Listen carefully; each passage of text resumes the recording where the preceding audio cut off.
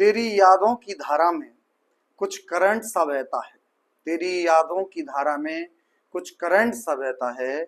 जैसे विद्युत रसायन में दिल भी रिएक्शन कहता है। जैसे विद्युत रसायन में दिल भी रिएक्शन कहता है। तू एनोड सी दूर खड़ी, तू एनोड सी दूर खड़ी, मैं कैथोड सा खिंचता हूँ। तू एनोड सी दूर खड़ी, मैं कैथोड सा खिंचता हूँ। इलेक्ट्रॉन बन तेरी तरफ हर पल यूं ही बहता हूँ। इलेक्ट्रॉन बन तेरी तरफ हर पल यूं ही बहता हूँ। दोस्तों, स्वागत है आपका आज के इस लेक्चर में। आज हम बात करने वाले हैं वैद्युत रसायन की क्लास 12th केमिस्ट्री का ये दूसरा चैप्टर है और ये आपकी क्लास पहला लेक्चर है। तो आज हम डिस्कस करने वाले हैं पहले लेक्चर के अंदर चालक और चालक के प्रकार, करंट की हम बात कर रहे हैं। तो करंट क्या होता है, करंट क्या होते हैं, चालक। तो हमने कहा अगर चालक की बात करें तो चालक कुछ ऐसे पदार्थ हैं जिनमें करंट बहता है। चालक कुछ ऐसे पदार्थ हैं जिनमें करंट बहता है। क्या आपको लगता है ये परिभाषा सही है? बिल्कुल। अगर आपको लगता है कि अगर ये परिभाषा सही है तो दुनिया में दोस्तों कोई भी ऐसा पदार्थ नहीं है जिसके अंदर करंट बहता ना हो। हर पदार्थ के अंदर करंट बह सकता है। लेकिन अगर हम बात करें चालक की, कंडक्टर की बात करें, तो कंडक्टर जो होते हैं उसके अंदर, उन कंडक्टर्स के अंदर, चालक के अंदर जो करंट होता है वो आसानी से बहता है। बहुत आसानी से अगर करंट का प्रवाह होता है, अगर करंट आसानी से बहता है, ये शब्द अगर आपने इसमें यूज करते हैं तब ये परिभाषा सही होती है। नहीं तो चालक की परिभाषा इस प्रकार सही नहीं हो सकती। तो अगर हम बात करें करंट क्या है, चालक क्या है, तो चालक वे पदार्थ होते हैं जिनमें करंट आसानी से बहता है। अब बात करें कि ये करंट क्या होता है, ये धारा होती क्या है जिसमें धारा बहती है, करंट बहता है। तो करंट या धारा ये होती क्या है? तो अगर हम बात करें कि धारा क्या है तो हम कहते हैं कि जो इलेक्ट्रॉन बहते हैं, जो इलेक्ट्रॉन बहते हैं उसी को हम धारा कहते हैं। अब इलेक्ट्रॉन कैसे बहते होंगे? इलेक्ट्रॉन को बहने के लिए कोई तो ताकत लगती होगी, क्योंकि कोई भी चीज बिना किसी ताकत के ऐसे बहती नहीं है, स्वयं से ऐसे नहीं बहती है। उसको बहने के लिए कोई तो ताकत लग रही होगी। तो उस ताकत के बारे में भी चैप्टर के अंदर पढ़ने वाले हैं। तो फिलहाल हम डिस्कस कर रहे हैं कि चालक तथा चालक के प्रकार। और चालक की हमने बात करी कि चालक वे पदार्थ होते हैं जिनमें जो धारा होती है वो आसानी से बहती है। अब बात, दिक्कत ये आती है कि जो इलेक्ट्रॉन बहते हैं, क्या किसी पदार्थ के अंदर जो इलेक्ट्रॉन होते हैं वो सभी के सभी इलेक्ट्रॉन करंट के रूप में बहते हैं, या कुछ ही इलेक्ट्रॉन बहते हैं, या कुछ मुख्य प्रकार के इलेक्ट्रॉन हैं जो उसमें बहते होंगे? और क्या हमेशा इस इलेक्ट्रॉनों के बहने की वजह से ही करंट आता है? क्या हमेशा इलेक्ट्रॉन ही बहते हैं करंट के लिए? तो दोस्तों, ये सारी चर्चा इस लेक्चर के अंदर आज हम करने वाले हैं। तो ध्यान से देखेंगे लेक्चर को, लास्ट तक देखेंगे, जुड़े रहेंगे हम हमारे साथ, क्योंकि हम ऐसी ऐसी बातें आपको समझाने वाले हैं जिसको आज तक आपने सोचा भी नहीं था। तो समझिए कि धारा, विद्युत धारा क्या होती है, जिसमें जो करंट बहता है वो आसानी से बहता है। और करंट के बहने का आशय क्या होता है? करंट के बहने का आशय, करंट के बहने का आशय इलेक्ट्रॉन का बहना नहीं है केवल। और इलेक्ट्रॉन भी कौन से? इलेक्ट्रॉन भी, हर एक इलेक्ट्रॉन बहता है क्या? तो हर एक इलेक्ट्रॉन बहने की बात हम करें तो हर एक इलेक्ट्रॉन इसमें यूज नहीं होता है। कुछ खास इलेक्ट्रॉन होते हैं, कुछ स्पेशल इलेक्ट्रॉन होते हैं जो करंट के रूप में बहते हैं। उन इलेक्ट्रॉनों को मुक्त इलेक्ट्रॉन के नाम से जानते हैं। किसके नाम से जानते हैं? मुक्त इलेक्ट्रॉनों के। लेकिन इसके बारे में और डिटेल में चर्चा करेंगे कि ये होता क्या है, ये फ्री इलेक्ट्रॉन्स क्या हैं। फ्री इलेक्ट्रॉन्स अगर ये शब्द है, मुक्त इलेक्ट्रॉन ये शब्द है, तो आप में से किसी को भी ये लग सकता है कि जो फ्री इलेक्ट्रॉन है, जो फ्री है, वो अलग रहता होगा। लेकिन आप ये भी समझिए कि परमाणु एक शब्द होता है। आपने सभी ने सुना होगा, अगर आप 11th क्लास में पढ़े होंगे तो परमाणु नाम से एक टॉपिक है, परमाणु संरचना के नाम से टॉपिक है कि परमाणु भी स्वतंत्र अवस्था में नहीं रह सकता है। और जो इलेक्ट्रॉन, प्रोटॉन, न्यूट्रॉन होते हैं वो परमाणु से भी छोटे कण हैं। परमाणु के अंदर इलेक्ट्रॉन, प्रोटॉन, न्यूट्रॉन तीनों ही चीजें होती हैं। तो जब बात करें कि जब परमाणु ही अकेला अस्तित्व में नहीं होता तो क्या इलेक्ट्रॉन अकेला अस्तित्व में हो सकता है? क्या इलेक्ट्रॉन मुक्त हो सकता है? तो ये मुक्त नहीं हो सकता, तो इस इलेक्ट्रॉन का नाम मुक्त इलेक्ट्रॉन क्यों दिया? आप सभी ने इससे पहले भी मुक्त इलेक्ट्रॉन जैसे शब्द सुने होंगे, फ्री इलेक्ट्रॉन जैसे शब्द सुने होंगे। तो ये फ्री इलेक्ट्रॉन का मतलब क्या है? जब हम एक तरफ बात कर रहे हैं कि परमाणु स्वतंत्र नहीं रहता, तो क्या इलेक्ट्रॉन स्वतंत्र रह सकते हैं? आइए चर्चा करते हैं ऐसी ही कुछ बातों की। तो हमने कहा कि चालक क्या है, तो हमने कहा चालक वे पदार्थ हैं जिसमें धारा का प्रवाह आसानी से होता है, जिसमें धारा का प्रवाह आसानी से होता है, आसानी से होता है। चालक वे पदार्थ होते हैं जिसमें धारा का प्रवाह आसानी से होता है। अब बात आती है कि चालक होते हैं वो कितने प्रकार के होते हैं। तो क्या आपने कभी सोचा है कि चालक के प्रकार होते हैं? कुछ लोग ये समझ सकते हैं, यहाँ पर कुछ स्टूडेंट ये भी समझ सकते हैं कि चालक दो प्रकार के, चालक और अचालक। मैंने बहुत सारे स्टूडेंट को देखा है कि वो चालक के प्रकार सुनते ही ये समझते हैं कि चालक और अचालक, लेकिन अचालक तो अलग ही चीज है जिसके अंदर करंट आसानी से नहीं बहेगा। हम बात कर रहे हैं जिनके अंदर करंट आसानी से बहता है, वो दो प्रकार के होते हैं। चालक वे दो प्रकार के होते हैं। कौन कौन से होते हैं चालक दो प्रकार के? तो एक शब्द है धात्विक चालक। कौन कौन से चालक होते हैं? धात्विक चालक, और एक दूसरा है वैद्युत अपघटनी चालक। एक होता है धात्विक चालक और एक होता है वैद्युत अपघटनी चालक। तो धात्विक चालक और वैद्युत अपघटनी चालक, इन दोनों के बारे में अगर बात करें तो ये क्या है, क्या होते हैं धात्विक चालक और क्या होते हैं वैद्युत अपघटनी चालक, तो इसके बारे में हमें चर्चा करनी है, ये समझना है। चालक आपको ये समझ में आया कि चालक वे पदार्थ होते हैं जिसमें धारा का प्रवाह आसानी से होता है। तो जिन पदार्थों में धारा का प्रवाह आसानी से होता है उन्हें हम क्या कहते हैं? चालक कहते हैं। और चालक दो प्रकार के होते हैं, धात्विक चालक और वैद्युत अपघटनी चालक।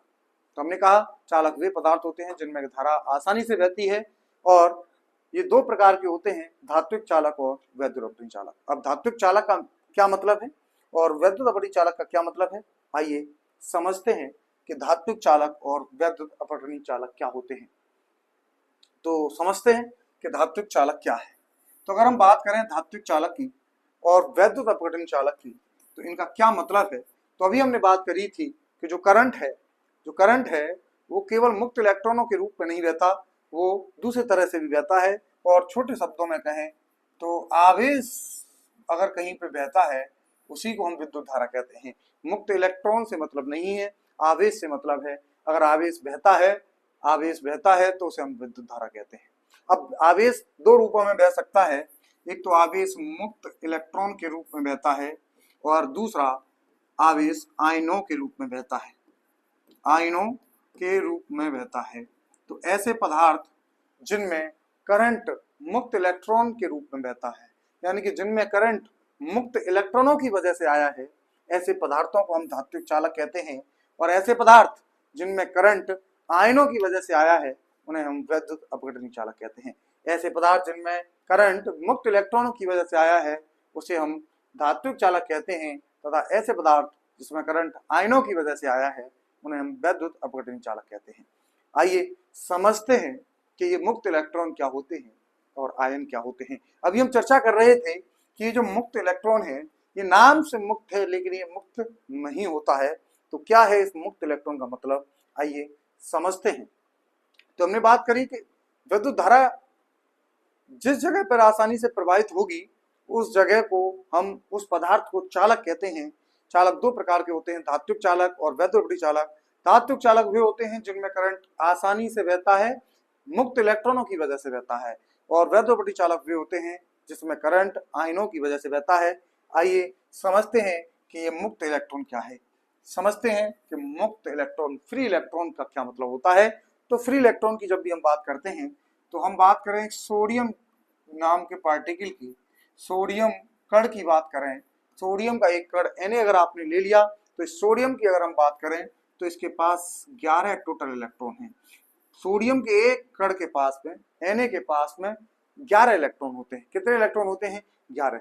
तो क्या ये सभी 11 इलेक्ट्रॉन करंट में पार्टिसिपेट करेंगे? तो नहीं, ये 11 इलेक्ट्रॉन पूरे के पूरे 11 इलेक्ट्रॉन करंट में पार्टिसिपेट नहीं करते हैं। इसमें से केवल कुछ खास इलेक्ट्रॉन, जिनको हम क्या कहेंगे, मुक्त इलेक्ट्रॉन, केवल यही पार्टिसिपेट करेंगे। अब हम बात करें कि कौन सा इलेक्ट्रॉन होगा इसमें से एक, तो आप जानते हैं कि जो एटम होते हैं उसमें एक न्यूक्लियस होता है, उसके बाद सेल्स होती हैं। पहली सेल, दूसरी सेल, तीसरी सेल। तो इसी तरह से ये 11 इलेक्ट्रॉन क्या एक ही सेल में रहते हैं? क्या 11 इलेक्ट्रॉन के रहने की जगह एक ही है? तो ऐसा नहीं है दोस्तों। इन 11 इलेक्ट्रॉनों के रहने की अलग अलग जगह है। कुछ जगह पहले कोष में 2 इलेक्ट्रॉन, दूसरे में 8 और तीसरे में 1 इलेक्ट्रॉन होता है। तो ये जो बाहर वाला इलेक्ट्रॉन है, बाहरी कोष का जो इलेक्ट्रॉन है, ये इलेक्ट्रॉन त्यागने की प्रवृत्ति रखता है Na, और यहाँ से इस इलेक्ट्रॉन को त्याग जब देगा तो ये जाएगा कहाँ? सबसे मुख्य बात यही है कि ये इलेक्ट्रॉन अगर त्याग देगा तो क्या इलेक्ट्रॉन का एग्जिस्टेंस बाहर रह सकता है? क्या ये इलेक्ट्रॉन बाहर की दुनिया में रह सकता है? तो यही कहते हैं कि परमाणु जब स्वतंत्र नहीं है तो इलेक्ट्रॉन भी स्वतंत्र नहीं है, और इलेक्ट्रॉन जब स्वतंत्र नहीं है तो ये बाहर नहीं रह सकता है, और बाहर नहीं रह सकता तो फिर होता क्या इस इलेक्ट्रॉन का? ये जब धातुओं के कण इलेक्ट्रॉन त्याग देते हैं तो इन इलेक्ट्रॉनों का क्या होता होगा, क्या करते होंगे? तो समझते हैं, एक चित्र के माध्यम से समझते हैं कि इन इलेक्ट्रॉनों का क्या होता है। और एक कंसेप्ट समझते हैं कि जब भी हमने सोडियम लिखा तो सोडियम लिखते ही आप ये समझिए कि सोडियम का मतलब एक Na नहीं है, एक Na नहीं है, इसका मतलब है बहुत सारे Na पार्टिकल्स होंगे। और अभी हम जो चर्चा कर रहे थे वो केवल एक Na पार्टिकल की कर रहे थे। हमने यहाँ पर जो चित्र बनाया, एक सेल बनाई, 2 सेल बनाई, 3 सेल बनाई, ये किसकी थी? ये केवल एक Na एटम की थी। और एक Na एटम क्या करता है? इस इलेक्ट्रॉन को त्यागता है, और ये इस इलेक्ट्रॉन को त्यागेगा तो ये इलेक्ट्रॉन यहाँ से निकल के यहाँ आ गया। लेकिन ध्यान दीजिए कि ये अभी इस धातु से, इस मेटल से बाहर नहीं गया, इसका मतलब बाहरी दुनिया में नहीं है, ये उस धातु के अंदर ही है अभी। अब ऐसे ही ये भी इलेक्ट्रॉन ऐसे ही त्यागेगा और ये भी त्यागेगा, और त्यागने के बाद ये इलेक्ट्रॉन कहीं नहीं जाएंगे बाहर, ये इस धातु के अंदर रहेंगे। ये इलेक्ट्रॉन कुछ ऐसे हैं कि आप अपने जो छोटे बच्चे होते हैं वो घर से तो बाहर निकल गए हैं लेकिन गली के अंदर है। अब गली से बाहर जाने के लिए उनको बहुत ताकत की जरूरत है। अब यहाँ से निकल गए हैं, ये अपने कर से तो बाहर निकल गए हैं, लेकिन धातु से बाहर निकलने के लिए इन्हें बहुत दम की आवश्यकता पड़ेगी, बहुत दम की आवश्यकता पड़ेगी। हम लोग भी अब जब भी अगर आपको गली से बाहर निकलना, छोटे बच्चे को गली से बाहर निकलना है तो देखते हैं कि उसको गली से निकलने के लिए बहुत सारी जानकारी होना जरूरी है। ठीक उसी तरह से इस इलेक्ट्रॉन को बाहर निकालने के लिए बहुत सारी ऊर्जा की आवश्यकता होती है। लेकिन ये इलेक्ट्रॉन जो कि कण से तो बाहर है लेकिन धातु के अंदर है, ऐसे इलेक्ट्रॉन को हम मुक्त इलेक्ट्रॉन का नाम देते हैं। इसी इलेक्ट्रॉन को हम मुक्त इलेक्ट्रॉन का नाम देते हैं। मुक्त हम इसलिए कह रहे हैं क्योंकि ये कण से मुक्त हुआ है, धातु से मुक्त नहीं हुआ है, तो इसीलिए इसका नाम मुक्त हो गया है, क्योंकि कण से मुक्त है। इस एक Na के कण से मुक्त है, इसीलिए इस इलेक्ट्रॉन को फ्री इलेक्ट्रॉन कहते हैं, और इसी फ्री इलेक्ट्रॉन्स की वजह से धातुओं के अंदर करंट आता है। बात अगर हम करें कि धातुओं में जो करंट आ रहा है वो तो आ रहा है मुक्त इलेक्ट्रॉन की वजह से। अगर आपसे कोई पूछता है कि जल में करंट जो आ रहा है, पानी में जो करंट आएगा, तो क्या शुद्ध जल में करंट आएगा? पहले मुख्य बात तो ये है, तो शुद्ध जल में भी करंट आ सकता है, लेकिन वह जो करंट आएगा उसकी क्षमता बहुत कम होगी, तो हमें महसूस नहीं होगा, वो हमें लगेगा नहीं, तो इसकी चालकता बहुत कम होगी। करंट के बहने की क्षमता इसके अंदर, शुद्ध जल के अंदर बहुत कम होगी। लेकिन अगर ये जल अशुद्ध होता है, नल का पानी होता है, तो इस नल के पानी के अंदर क्या करंट होता है? वो जो आता है वो क्या इस मुक्त इलेक्ट्रॉन की वजह से आता है? क्या पानी के कणों के अंदर मुक्त इलेक्ट्रॉन होंगे? अगर ऐसा है तो पानी भी धातु होना चाहिए था, लेकिन ये तत्व ही नहीं है। जल एक यौगिक होता है, इसका मतलब इसके पास मुक्त इलेक्ट्रॉन नहीं हो सकते, क्योंकि ये मुक्त इलेक्ट्रॉन की कहानी केवल धातुओं के पास वैलिड होती है। केवल धातु में जो करंट आते हैं वो केवल किसकी वजह से आते हैं? मुक्त इलेक्ट्रॉन की वजह से आते हैं। अब हम बात करें कि जल के अंदर जब करंट आता है तो जल के अंदर करंट किस वजह से आता होगा? तो जल की हम बात करें तो जल के अंदर जो करंट आता है वो आयनों की वजह से आता है। पानी के अंदर जो करंट आता है वो किसकी वजह से आता है? आयनों के कारण आता है। क्योंकि यहाँ आयनों की संख्या में बहुत कमी पाई जाती है और आयन बहुत ज्यादा नहीं होते हैं, इसलिए यहाँ इसकी चालकता कम है। लेकिन जैसे ही इसमें कोई भी आयन मिला दें, आप नमक का पानी मिला दें, आप इसमें नमक का पानी मिला दें, नमक प्लस पानी मिला दें, तो नमक के जो कण होते हैं वो किस में टूट जाते हैं? Na प्लस और Cl नेगेटिव में टूट जाते हैं। यानी कि यहाँ भी क्या बन जाते हैं? आयन बन जाते हैं और करंट आने लगता है। इन्हीं आयनों की वजह से जल के अंदर करंट आता है, और जहां भी करंट आयनों की वजह से आता है उसको हम वैद्युत अपघटन चालक कहते हैं, और जहां भी करंट मुक्त इलेक्ट्रॉन की वजह से आता है उसे धात्विक चालक कहते हैं। तो जब भी हम बात करें चालक की, तो चालक में कुछ करंट दो तरीके से आ सकता है, या तो मुक्त इलेक्ट्रॉन की वजह से या फिर आयनों की वजह से। अगर मुक्त इलेक्ट्रॉन की वजह से करंट आता है तो उसे हम धात्विक चालक कहते हैं, और आयनों की वजह से अगर करंट आता है तो उसे हम वैद्युत अपवर्तन चालक कहते हैं। अगर हम बात करते हैं चालक की तो शब्द होगा चालकता, शब्द होगा चालकत्व और चालकता। ये चालकत्व क्या है और ये चालकता क्या है? ये क्या दोनों एक जैसी चीजें हैं या अलग अलग चीजें हैं? आप लोग कमेंट बॉक्स में लिखेंगे कि चालक और चालकत्व और चालकता एक जैसी चीज होती हैं या अलग अलग होती हैं। आज के लेक्चर में हम इतना ही डिस्कस करते हैं। नेक्स्ट लेक्चर में आपको मिलेंगे चालकत्व और चालकता के साथ में, और बहुत इंपोर्टेंट टर्म है चालकत्व और चालकता। तो नेक्स्ट लेक्चर के अंदर आप समझेंगे चालकत्व और चालकता दोनों क्या चीजें होती हैं। धन्यवाद।